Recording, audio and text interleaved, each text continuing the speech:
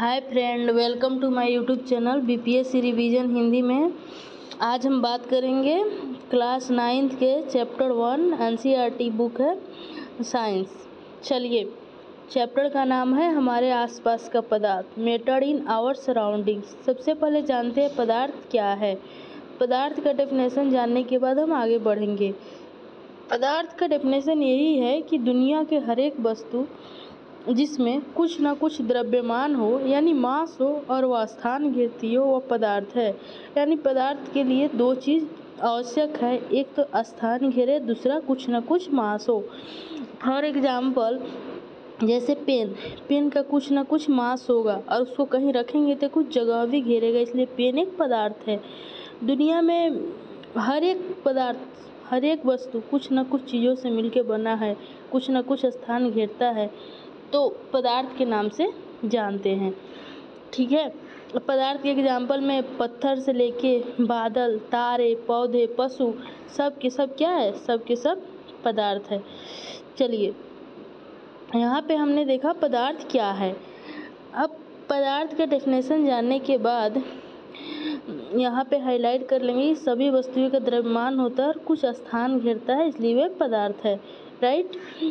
अब पदार्थ के डेफिनेशन जानने के बाद हम आते हैं प्राचीन काल में दार्शनिक जो थे भारत के, पदार्थ को 5 मूल तत्वों में वर्गीकृत किए थे, जिसे पंच तत्व कहे। पंच तत्व कौन कौन सा था? पंच तत्व था वायु, पृथ्वी, अग्नि, जल और आकाश। उनके अनुसार था कि इन्हीं पंच तत्वों से सभी वस्तुएं बनी है, चाहे वह सजीव हो या निर्जीव हो। उस समय के यूनानी दार्शनिक ने भी पदार्थों को इसी प्रकार वर्गीकृत किया, जो यहाँ पे देख सकते हैं। पर आधुनिक वैज्ञानिकों ने पदार्थ को भौतिक गुणधर्म और रासायनिक प्रकृति के आधार पर 2 प्रकार से वर्गीकृत किया, और 2 प्रकार से वर्गीकृत किए, भौतिक और दूसरा रासायनिक। इस अध्याय में हम भौतिक गुणधर्म के आधार पर पदार्थों को पढ़ेंगे। भौतिक गुणधर्म के आधार पर पदार्थों को 3 भागों में बांटा गया है, ठोस, द्रव और गैस। भौतिक गुण के आधार पर पदार्थ को पढ़ने से पहले हम उनके गुणों को पढ़ लेते हैं कि पदार्थ का भौतिक स्वरूप है क्या। 4-5 गुण है, देख लेते हैं। यहाँ पे मैंने बहुत से पेन से भांगे नहीं हुए बल्कि हाईलाइट किए हुए, सॉरी। तो पहला तो है कि पदार्थ कणों से मिलकर बना है। पहला भौतिक गुण है कि पदार्थ जो है कणों से मिलकर बना है। राइट, पदार्थ कणों से मिलकर बना होता है। पहले था, बहुत समय तक पदार्थ के बारे में 2 विचारधाराएं थी। एक था कि पदार्थ लकड़ी के टुकड़े की तरह सतत होता है, परंतु अन्य विचारधाराओं का मानना था कि पदार्थ रेत की तरह कणों से मिलकर बना होता है, जो यहाँ पे देख सकते हैं। राइट। उसके बाद क्या हुआ कि इसको क्रियाकलाप वगैरह करने के माध्यम से जाना गया कि जैसे इस क्रियाकलाप में जब जल हम लेते हैं, उसमें नमक डालते हैं, तो जल में विलीन हो जाता है। इससे पता चलता है जल, नमक का कण कहाँ गया, पदार्थ में मिल गया। इससे पता चलता है कि पदार्थ कणों से मिलकर बना है। ओके, तो इससे हमको पता चला कि पदार्थ कणों से मिलकर बना है, ये पहला विशेषता हुआ। ओके, अब आते हैं दूसरा विशेषता में। दूसरा विशेषता यही है कि पदार्थ के कण कितने छोटे होते हैं। राइट, पदार्थ के कण कितने छोटे होते हैं। पहला, पदार्थ कणों से मिलकर बना होता है। दूसरा, पदार्थ के कण कितने छोटे होते हैं। तो इसमें यहाँ पे क्रियाकलाप है कि पोटेशियम परमैंगनेट को 3 क्रिस्टल लिया, 100 ml जल में घोला और उसमें पानी मिलाते गया, पर बहुत सारा पानी मिलाने के बावजूद भी कुछ अंश बाकी रहता है पोटेशियम परमैंगनेट का। इससे पता चलता है कि पदार्थ के कण अत्यंत छोटे होते हैं, इतने छोटे कि कल्पना भी नहीं कर सकते।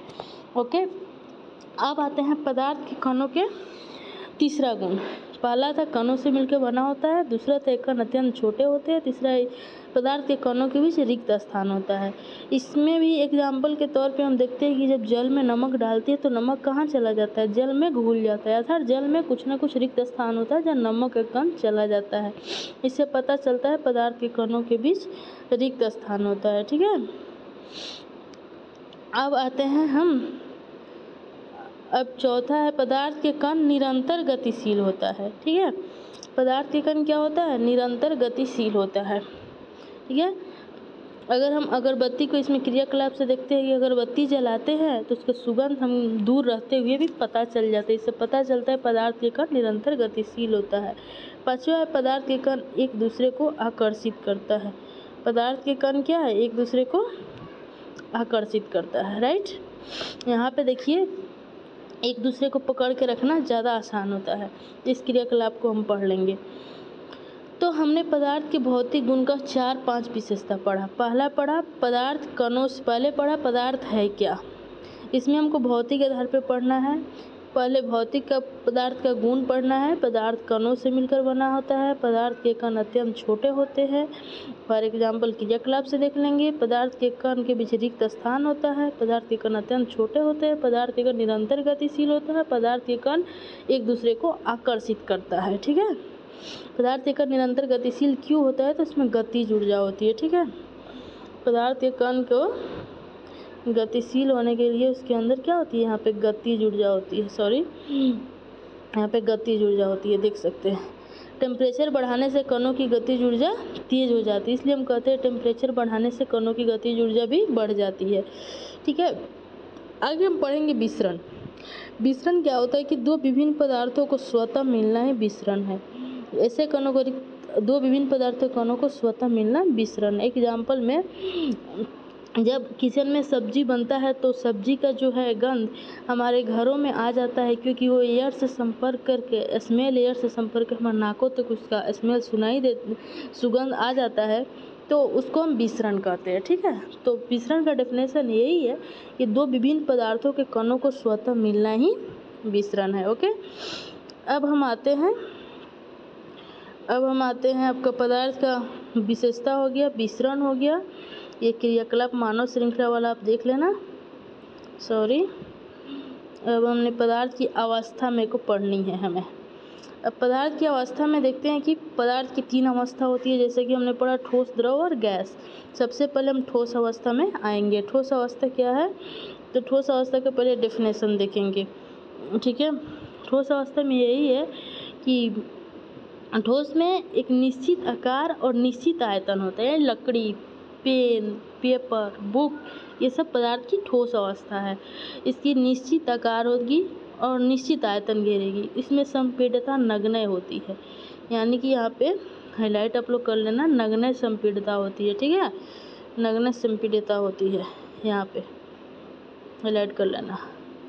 नगण्य संपीड़ितता होती है। बाह्य बल लगाने पर ठोस अपने आकार को बनाए रखता है। बल लगाने पर ठोस टूट सकता है, लेकिन इसका आकार नहीं बदलता, इसलिए ड्रिंड होता है। पूछ सकते हैं कोई ठोस ड्रिंड क्यों होता है, तो क्योंकि बाहरी बल लगाने पर उसका आकार चेंज नहीं होगा, भले टूट जाएगा पर चेंज नहीं होगा, इसलिए ठोस ड्रिंड होता है। उसमें संपीड़ितता नगण्य होती है। आकार और आयतन फिक्स होता है, निश्चित होता है। कुछ एक आध है, जैसे रबर बैंड है, ठोस का ही है, ठोस है, तो हम खींचते हैं तो उसका आकार चेंज होता है, पर जैसे ही उसको छोड़ते अपने पहले वाली अवस्था में आ जाता है। जैसे बोलेंगे कि हम चीनी को किसी बर्तन में रखते हैं तो अलग अलग शेप ले लेता है, तो लेगा, मतलब बर्तन के साइज के अकॉर्डिंग लेगा, लेकिन चीनी के क्रिस्टल ज्यों का त्यों रहता है। स्पंज में कोई पूछ देगा स्पंज सॉलिड है, ठोस है, फिर भी वो संपीड़ितता उसमें क्यों होती है, तो चूँकि स्पंज में जो होता है एयर उसमें चला जाता है, एयर के वजह से उसके संपीड़न होने लगता है, तो ये है, ठीक है। यही यहाँ पे तीनों दिया हुआ है, आप लोग देख लियो। अब आते हैं द्रव अवस्था। द्रव अवस्था में वो है, आप देख लो, द्रव अवस्था में कि पदार्थ का क्या है, आयतन निश्चित है। आयतन जैसे 4 लीटर का होता है ना, आयतन निश्चित है, आकार अनिश्चित है, यानी ग्लास में डालेंगे तो अलग, ज़मीन पे रखेंगे तो अलग पसर जाएगा, तो उसका आयतन अनिश्चित है, आयतन निश्चित है। याद करने के लिए आसान होगा कि आयतन 4 लीटर का है, निश्चित 4 लीटर का है, ठीक है, और आकार अनिश्चित है, और ठोस में दोनों निश्चित था, ठीक है। हमने चूँकि विसरण पढ़ लिया है, तो ठोस और द्रव का विसरण द्रवों में संभव है, यहाँ पे कर लेना। वातावरण के गैस विसरित होकर जल में घुल जाती है। गैस विस्तार ऑक्सीजन और CO2 जलीय जंतु के लिए अनिवार्य होता है। वातावरण का जो गैस होता है विसरित होकर जल में चला जाता है, और वो जल में जो जलीय जीव आता है वो ऑक्सीजन लेता है, या फिर वहाँ पे जो पौधा होता है CO2 लेता है, जो उसके लिए अनिवार्य हो जाता है। अब द्रव में ठोस, द्रव और गैस तीनों का विसरण है। ठोस की अपेक्षा द्रव में मिश्रण दर अधिक होता है, क्योंकि द्रव की अवस्था, अब कोई पूछ देगा कि ठोस की अपेक्षा द्रव में मिश्रण की दर अधिक क्यों होता है, तो ऐसा इसलिए क्योंकि द्रव अवस्था में पदार्थ के कण स्वतंत्र रूप से गति करते हैं और ठोस की अपेक्षा द्रव के कण में रिक्त स्थान भी अधिक होता है। ठीक है, स्वतंत्र गति करते हैं, रिक्त स्थान भी अधिक होता है। हमने द्रव को भी एकदम अच्छा से पढ़ लिया, ठोस अवस्था को पढ़ लिया, द्रव अवस्था को पढ़ लिया, आयतन निश्चित, आकार अनिश्चित। फिर रिमाइंड करा देते हैं, द्रव में विसरण दर अधिक होता है ठोस की अपेक्षा, क्यों? क्योंकि वो अधिक स्वतंत्र रहता है, स्वतंत्र अवस्था में रहता है। ठीक है, और रिक्त स्थान भी अधिक होता है। अब हम देखेंगे गैसीय अवस्था। गैसीय अवस्था में दोनों अनिश्चित होता है, आकार और आयतन दोनों अनिश्चित होते हैं। यहाँ पे थोड़ा बहुत हम क्रियाकलाप देख लेंगे।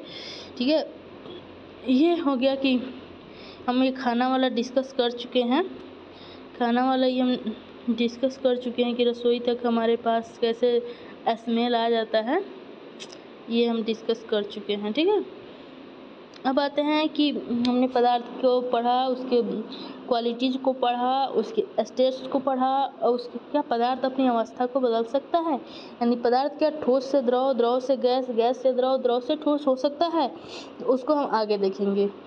हाँ, पदार्थ अपनी अवस्था बदल सकता है, जैसे ठोस है, ठोस जैसे बर्फ़, द्रव, जल, ये तो पढ़ता ही है।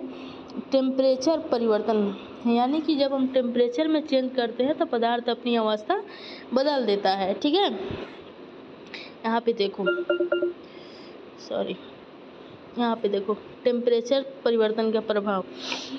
ठोस के टेम्परेचर बढ़ाने से, वेरी इंपॉर्टेंट, यहाँ आप लोग रीड कर लेना। मेरे को पढ़ाना, मैं पढ़ा रही हूँ, मैं इस बुक को स्वयं 8-10 टाइम्स पढ़ी हूँ, तो मैं पढ़ा रही हूँ, पर आप लोग मेरा लेक्चर सुन के और एक बार बुक को खुद पढ़ना। आपको इससे अधिक पढ़ने की आवश्यकता नहीं पड़ेगी। एक बार मेरा लेक्चर सुन के एक बार इस बुक को रीड कर लेते हो और क्वेश्चन कर लेते हो तो क्लियर हो जाता है। मन किया तो अपना शॉर्ट नोट्स बना लेना, या बुक में ही जैसे मैं जो हाईलाइट की हूँ, नीड नहीं पड़ेगा तो आप अपना कर लेना। राइट, अब चलो, अब ठोस के टेम्परेचर बढ़ाने पर उसके कणों की गतिज ऊर्जा बढ़ जाती है। जैसे हमने पढ़ा, टेम्परेचर बढ़ाने पे गतिज ऊर्जा बढ़ जाती है। गतिज ऊर्जा में वृद्धि होने के कारण कण अधिक तेजी से कंपन करने लगते हैं। ठीक है, गतिज ऊर्जा बढ़ेगी तो कण तेजी से कंपन करने लगेगा, और क्या होगा कि जब तेजी से कंपन करने के कारण वो जो कण का ऊर्जा है वह आकर्षण बल को पार कर जाता है और कण अपने नियत स्थान को छोड़कर स्वतंत्र हो जाता है, और एक ऐसी अवस्था आती है जब ठोस पिघलकर द्रव में चेंज हो जाता है। वेरी इजी, ठोस को द्रव में परिवर्तन के लिए टेम्परेचर जरूरी है। जब ठोस को हीट करेंगे तो उसका गतिज ऊर्जा बढ़ जाएगी, एक टाइम में गतिज ऊर्जा इतनी बढ़ जाएगी कि उसके आकर्षण बल को पार कर जाएगी और ठोस पिघलना शुरू कर देगी और द्रव अवस्था में आ जाएगी। तो उसको ठोस से द्रव में चेंज किसके कारण हुआ? टेम्परेचर के कारण। तो हाँ, पदार्थ का अवस्था परिवर्तन हो सकता है, टेम्परेचर आगे प्रेशर के कारण भी होता है। ठीक है, ठोस से द्रव कैसे बना, यहाँ पे आप लोग देख लियो। यहाँ पे बहुत इम्पोर्टेंट है, गलनांक पूछ देगा, जिस न्यूनतम टेम्परेचर पर ठोस पिघलकर द्रव बन जाता है वो उसका गलनांक कहलाता है। राइट, किसी ठोस का गलनांक उससे कणों के बीच के आकर्षण बल के, ऑब्जेक्टिव एग्जाम में पूछ देगा, ठोस का गलनांक उसे कणों के बीच के क्या दर्शाता है, तो आकर्षण बल के क्षमता को दर्शाता है। वेरी इंपॉर्टेंट फॉर किसके लिए? ऑब्जेक्टिव। बर्फ का गलनांक 273.15 केल्विन, मतलब इतना पे बर्फ जो है ठोस से गलन अवस्था में आ जाएगा। गलने की प्रक्रिया ठोस से द्रव अवस्था में परिवर्तन को संलग्न कहते हैं, संलग्न। राइट, ये सब देख लेना। किसी ठोस को गलने की प्रक्रिया में टेम्परेचर समान रहता है, ऐसे में ऊष्मीय ऊर्जा कहाँ जाता है? बहुत इम्पोर्टेंट है कि ऊष्मीय ऊर्जा कहाँ जाता है। मान लो कि ठोस से द्रव में जब तक चेंज ना हो उससे पहले का टेम्परेचर पता नहीं चलता है कि कितना बढ़ा, तो कहाँ जाता है? तो वो हो जाता है तुम्हारा गुप्त ऊष्मा, छुपा रहता है, जो बाद में दिखाई दे, मतलब उतना छुपा रहता है, दिखाई तब देता है जो जब ठोस से द्रव में चेंज हो जाता है। तो यहाँ से आप लोग देख लेना कि ऊष्मीय ऊर्जा कहाँ जाता है। आप लोग पढ़ लेना कि ऊष्मीय ऊर्जा को बर्फ अवशोषित कर लेता है। ओके, ये तो हम पढ़े, जब तक संपूर्ण बर्फ पिघल नहीं जाए टेम्परेचर का पता नहीं चलता है। बिना किसी की तरह के वृद्धि दर से ऊष्मीय ऊर्जा को बर्फ अवशोषित कर लेता है, माना जाता है कि उसमें छुपा हुआ है। ठीक है, अब यहाँ पे वायुमंडलीय दाब पर 1 kg ठोस को उसे गलनांक द्रव में बदलने के लिए जितने ऊष्मीय की आवश्यकता होती है उस संलग्न की बहुत इंपॉर्टेंट। गुप्त ऊष्मा क्या है? तो किसी पदार्थ ठोस को द्रव में बदलने के लिए जितना ऊष्मा की आवश्यकता होती है उसे संलग्न की गुप्त ऊष्मा कहते हैं। ठीक है, ये हम बोल चुके हैं। जल के लिए कितना होता है? 373 केल्विन। बर्फ के लिए कितना था देख लेना। क्या वाष्पीकरण की गुप्त ऊष्मा सेम है? वैसे ही वाष्पीकरण की गुप्त ऊष्मा। ठीक है, हमने ठोस का गुप्त ऊष्मा पढ़ा, फिर वाष्पीकरण का गुप्त ऊष्मा अधिक होता है बर्फ की गुप्त ऊष्मा से। यहाँ पे अतिरिक्त ऊष्मा अवशोषित कर लीजिए तो पढ़ लेना। ठोस से तो जब ऊष्मा दिए तो द्रव, द्रव को ऊष्मा दिए तो गैस, गैस को जब ठंडा किए तो द्रव, द्रव को जब ठंडा किए तो ठोस। हम कह सकते हैं टेम्परेचर बदलने से हम पदार्थ को एक अवस्था से दूसरी अवस्था में बदल सकते हैं। यहाँ तक आप लोग पढ़ लेना, सारे कंसेप्ट क्लियर हो जाएगा। ठीक है, अब हम आगे बढ़ते हैं। हमने सीखा कि गर्म करने पर पदार्थ की अवस्था बदल जाती है। गर्म होने पर ठोस, ठोस से द्रव, द्रव से गैस कैसे होता है हमने पढ़ लिया। और क्या होता है कि ठोस अवस्था से कभी कभी पदार्थ जो होता है सीधे गैस में भी और वापस ठोस में भी बदल जाता है, जिसको हम ऊर्ध्वपातन कहते हैं। ठीक है, जैसे कपूर, अमोनियम क्लोराइड वगैरह, कपूर का ऊर्ध्वपातन यहाँ पे दिखाया हुआ है। द्रव को वाष्प में बदलने के लिए कितना टेम्परेचर चाहिए हमने बोल चुका है, 373 केल्विन चाहिए। ठीक है, द्रव के लिए 373 केल्विन चाहिए। अब आप आ जाइए दाब परिवर्तन के प्रभाव। ताप परिवर्तन के प्रभाव देख लिए, अब दाब परिवर्तन के प्रभाव हम देखते हैं। हम जानते हैं कि घटक कणों के बीच की दूरी में अंतर होने के कारण विभिन्न अवस्था में अंतर होता है। ठीक है, क्या जैसे हम किसी सिलेंडर को भरना होता है तो अधिक प्रेशर लगाते हैं और कम टेम्परेचर करते हैं तो सिलेंडर में जो गैस अवस्था होता है द्रव में चेंज हो जाता है। तो किसके कारण जो अवस्था चेंज हुआ? अधिक प्रेशर के कारण। तो यस, दाब के प्रभाव से पदार्थ की अवस्था बदलता है, यहाँ पे यही कहना चाहता है। ठीक है, यहाँ पे हम देख लेना कि कैसे CO2 द्रव अवस्था में आए बिना सीधे गैस में कब, जब 1 एटमॉस्फेयर का दाब हो तो ठोस CO2 सीधे द्रव गैस में आ जाता है, जिसको क्या बोलते हैं? शुष्क बर्फ कहते हैं, शुष्क बर्फ कहते हैं। इस तरह हम कह सकते हैं पदार्थ का अवस्था समझ गए। एक आता है वाष्पीकरण। हमने ठोस से द्रव में गलनांक पढ़ा, द्रव से गैस में क्वथनांक पढ़ा कि जब कोई पदार्थ द्रव से गैस में तो उसको क्वथनांक बोलते हैं। उसको जितना टेम्परेचर की आवश्यकता होती है, द्रव को जितना टेम्परेचर दी उस टेम्परेचर को पाके वो गैस में चेंज हो गया तो उसको क्वथनांक कहते हैं। लेकिन कभी कभी ऐसा होता है कि जितना टेम्परेचर चाहिए द्रव से गैस में बदलने के लिए, उससे कम टेम्परेचर में ही पदार्थ द्रव से गैस में चेंज हो जाए तो उसको वाष्पीकरण कहते हैं। ठीक है, ये हेडिंग है वाष्पीकरण का। पदार्थ की उष्मा अवस्था बदलने के लिए क्या सदैव उष्मा देना या दाब बदलना आवश्यक है? क्या आप दैनिक जीवन में उदाहरण दे सकते हैं जिसमें बिना क्वथनांक पर पहुँचे ही कोई द्रव वाष्प अवस्था में बदल जाए? जैसे जल को खुला छोड़ देते हैं तो धीरे धीरे वाष्प में चेंज हो जाता है। क्यों हो जाता है? गीला कपड़ा सूख जाता है तो इसमें क्या होता है? इसमें हम देखेंगे कि पदार्थ के कण हमेशा गतिशील होता है, हमने पढ़ा है, कभी रुकता नहीं है। एक निश्चित टेम्परेचर पर गैस, द्रव या ठोस के कणों में विभिन्न मात्रा में गतिज ऊर्जा होता है। ठीक है, द्रव के सतह पर इतना कुछ अंश में इतना गतिज ऊर्जा होता है कि दूसरे कणों के आकर्षण बल से मुक्त हो जाता है। क्वथनांक से कम टेम्परेचर पर, हमने बोल चुका है, क्वथनांक से कम टेम्परेचर पर द्रव के वाष्प में परिवर्तन होने की प्रक्रिया ही वाष्पीकरण है। वाष्पीकरण समझ गए, क्वथनांक समझ गए, द्रवनांक समझ गए, गलनांक समझ गए, एवरीथिंग आपने समझ लिया। ऊर्ध्वपातन समझ लिए, ठोस से सीधे गैस, ड्राई आइस। अब हम थोड़ा सा देख लेते हैं वाष्पीकरण को प्रभावित करने वाला कारक। तो एक है सतह का क्षेत्रफल बढ़ाने पर। हमने क्या देखा कि जब हम कोई चीज़ खुला छोड़े होते हैं तो नियत टाइम से उसमें क्या होता है, उसमें से ऊर्जा जो है बाहर निकलती रहती है। जब उसमें से ऊर्जा जब बाहर निकलेगी तो उसका जगह लेने के लिए ठंडी ऊर्जा उसमें समाहित होती है। तो गर्म वाला बाहर निकलता है, ठंडी वाला अंदर जाता है। एक टाइम के बाद वो बहुत ठंडा हो जाता है और वाष्पीकरण के कारण बहुत जल क्या होता है, बाहर निकल जाता है। इसीलिए जब हम गिलास का जल ठंडा हमको महसूस होता है या कॉटन कपड़ा पहनते हैं तो हमको ठंडक महसूस होता है। इसमें हम देखेंगे, अभी हमने वाष्पीकरण समझा कि क्वथनांक से कम टेम्परेचर पर द्रव का वाष्प में परिवर्तन वाष्पीकरण है।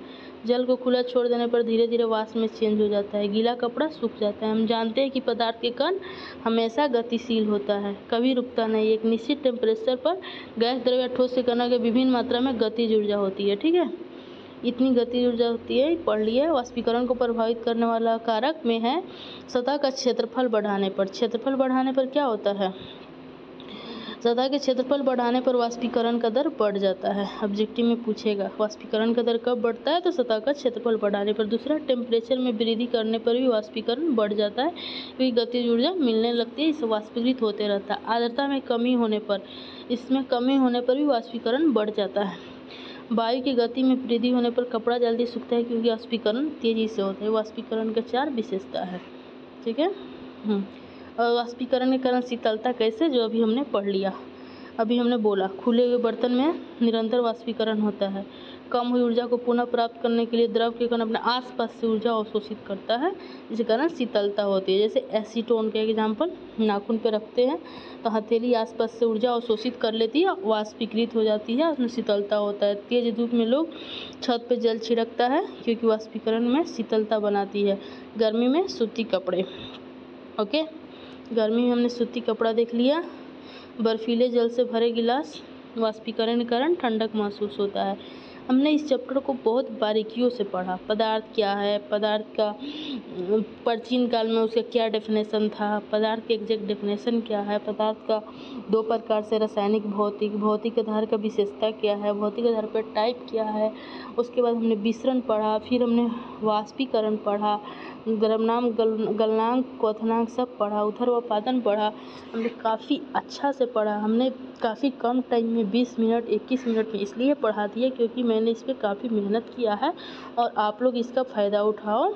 और आपको अगर वीडियो पसंद आता है तो कमेंट में लिखो कि मैं आगे बनाऊं, और मेरे चैनल को ज़रूर आप लोग सब्सक्राइब करो, ताकि मुझे मोटिवेशन मिले आगे वीडियो बनाने का। और लाइक कमेंट ज़रूर करो। धन्यवाद, मैं यहीं पे ख़त्म करती हूँ। आपने क्या सीखा मैं थोड़ा कर लेती हूँ। हमने बहुत अच्छा से पढ़ लिया है तो इसको टाइम नहीं लगेगा। द्रव सूक्ष्म कणों से मिलकर बना होता है, हमने पढ़ लिया है। हमारे आसपास के द्रव 3 अवस्था में, ठोस, द्रव, गैस पढ़ लिया है। ठोस के कणों में आकर्षण सबसे अधिक होता है, गैस में सबसे कम। देख लेना, द्रव में मध्यवर्ती रिक्त स्थान, ठोस में अधिक होता है। ठीक है, गतिज ऊर्जा न्यूनतम होती है। ये सब आप लोग देख लेना। ऊर्ध्वापातन पढ़ लिया है, निक्षेपण वगैरह सब देख लिया हमने। ये अपना क्वेश्चन कर लेना, और इस एक बार चैप्टर को ज़रूर पढ़ना। और उसके बाद मैंने यहाँ पे हाईलाइट कर दिया है। आप लोगों को हाईलाइट करने की ज़रूरत ना पड़ेगी, अपना नोट्स भी बना सकते हो। ठीक है, तो ठीक है, मैं यहीं पे समाप्त करती हूँ। धन्यवाद।